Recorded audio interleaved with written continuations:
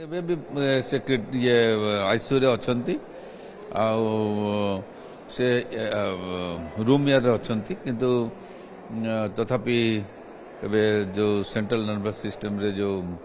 ଆପଣଙ୍କର critical condition ସେଇଟା ସେଇଭଳିଆ ଅଛି but let us see good hope for the best ଆହୁରି ୱେଟ୍ କରିବାକୁ ପଡ଼ିବ କିଛି ଅର୍ଗାନ ଫଙ୍କସନାଲ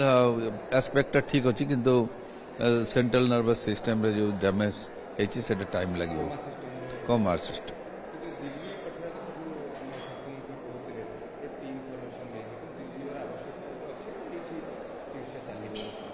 देखो तो जहाँ किसी दरकार रिसेंट एडवांस जहाँ ये दिया